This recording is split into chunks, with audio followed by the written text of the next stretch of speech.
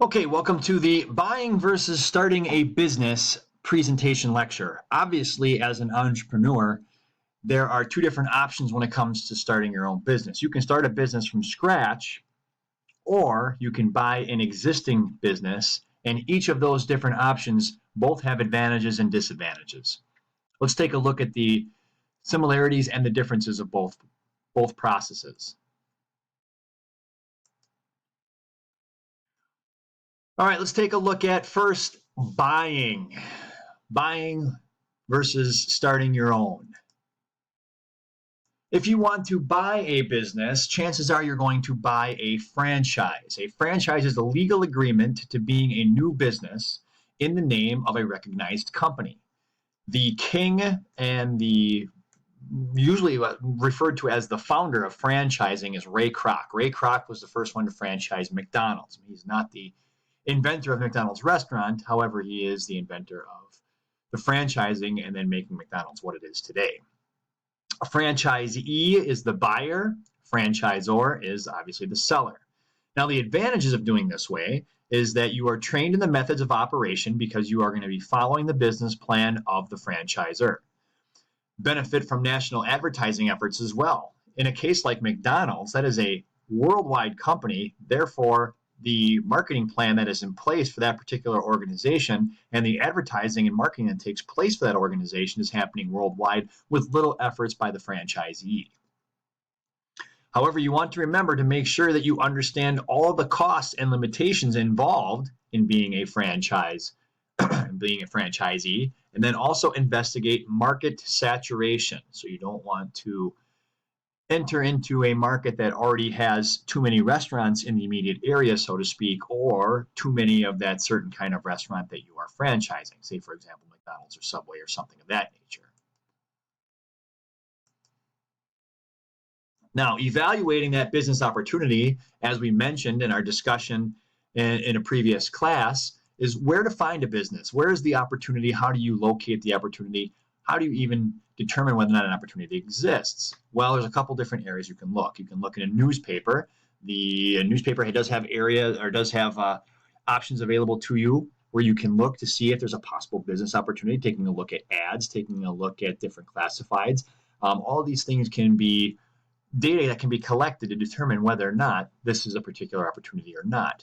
You can network with people in the community. We had a discussion in class based off of what we feel might be a business that could be an opportunity in the city of Amarillo. And also what you can do is you can hire a professional, a business broker. Business brokers can help you find that opportunity and then also point you in the right direction towards making that opportunity a reality. Now, before you purchase, a couple things that you want to know or want to make sure that you're aware of. First of all, make sure the business interests you. Don't get yourself involved in a business that you don't like. I mean, 1 out of 2 people in this world do not like their job. Don't be one of those people, especially when you are the one creating your own business or at least executing the possibilities of your own business venture. Investigate the company carefully. Is this something that's successful? Does it have a possibility of being successful, not only from terms of where you are looking to establish the franchise, but also in terms of their business plan and your goals? Look at potential growth of the business. Does it have potential for growth, or is it going to be pretty stagnant? Is there ways to expand? Different things that might happen in the future. Obviously, once you've invested and you have established your business venture, that is not the end of the road. There is going to be other things that need to be done to look for potential growth in order to keep the market share, in order to keep your franchise profitable. You want to hire an accountant to verify the value of the business. Obviously, an accountant is somebody who's going to take a look at the financials and run the numbers to determine whether or not you have a valuable franchise and whether or not it's something that you can afford. You want to hire an attorney to advise you in legal liabilities. Obviously, no matter what type of business venture you take on, there's going to be liabilities that you need to be aware of. And it's hard for anybody to be completely versed in all of the laws that might come into play with that. So the best possible solution then is to hire an attorney to look at that stuff for you. All right, let's take a look at starting. If you want to start a business from scratch, basically you want to ask a couple of questions. First of all, do I have the motivation? This is going to be a lot of work on the front end. There's going to be a lot of work, a lot of long hours in order to get this thing to become a reality and in order for it to be successful. Does the business align with your personality, abilities, and values? Again, these are the things that have to go together in order for you to have a successful franchise. You do not, or I'm sorry, a successful business venture. You do not want to start something that you're not going to like because, again, like I said before, one out of two people, 50% of people who are in the workforce today hate their jobs. Do you have sufficient business knowledge? Are you completely prepared to take on this venture and all of the challenges it's going to provide? Do I have the necessary managerial ability? Managing people is not an easy task. It obviously is going to take some give and some take, but there's also going to have to be some things you need to stand firm on. So do you have those abilities to know when you need to stand firm and when you need to compromise? Do I have the right partners to help me? Obviously, taking on something like this, you cannot do it alone. So do you have the support structure around you to make this happen? Do I have enough financial resources to start from scratch?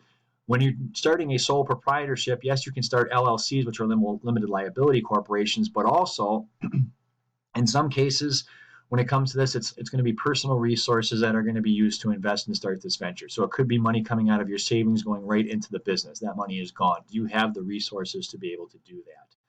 And then the last one is, am I willing to accept the risk? There is no guarantee this is going to be successful. There's no guarantee it's going to be a flop. There is going to be risk, and there is going to be the chance of failure. Are you willing to accept that? And if you are, chances are you would be able to start your own business venture. What you must do after you've asked the questions, now you need to test your venture in the market to see if you have enough customers. Markets can only support certain businesses. There's a reason why we don't have, in the city of Amro, for example, we don't have a Lombardi Steakhouse, a Brett Favre Steakhouse, an Outback Steakhouse, because the market wouldn't necessarily be able to support a business like that. So those are the types of things that need to be considered. Decide if you will have a physical location, be online, or both. A lot of businesses now are becoming more online, more e-commerce type businesses. You probably are going to want to have at least some type of an entity involved with your venture in that regard. But then also you need to determine whether or not you want to have a physical store where people can report to and purchase goods and services. Prepare a business plan to seek out capital partners and employees. This is your layout, your roadmap of what your business is supposed to be and what it is supposed to do. So looking for capital, you're looking at different types of resources, partners, human resources, employees, labor resources. These types of resources will be needed in order to start and operate your business venture. So the business plan is going to lay out those things and how you're going to seek them.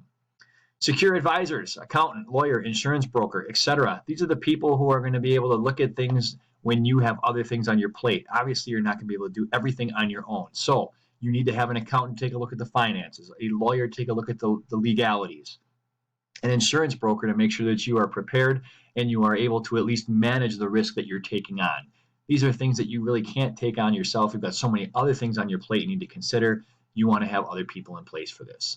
The purchasing of equipment, also known as some of the capital resources, equipment, buildings. What are you going to need for this business venture in order to make it work? If you are some type of a manufacturing business, you're going to need equipment to make whatever you are looking to sell.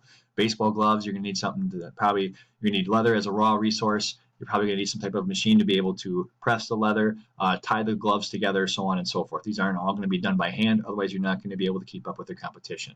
Hiring employees, people who are going to work for you. These are the people who are going to make this thing a reality. You manage them, and they do the work. And obviously, their compensation for it is that they get paid for their efforts and for their work hours.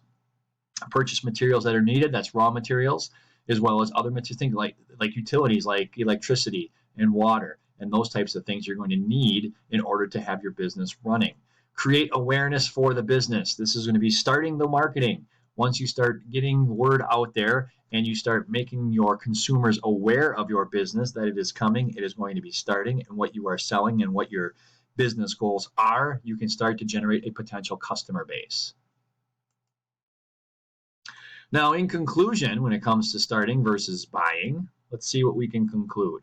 Whether you start a business from scratch or buy an existing business and make it better, owning a business that is compatible with your personal values and goals is critical. Again, like I said, can't emphasize it enough. 1 out of every 2 people in this world hate their job. You are going to be working for an average of about 30 years of your life. So you probably are going to want to do something that you enjoy and not do something you do not enjoy. All right, this concludes the presentation lecture on buying your own business versus starting a business from scratch. So if you have to, make sure that you go back and take a look at the slides and the presentation so that you can get everything down in the notes to prepare you for your quiz. I will see you in the next class period.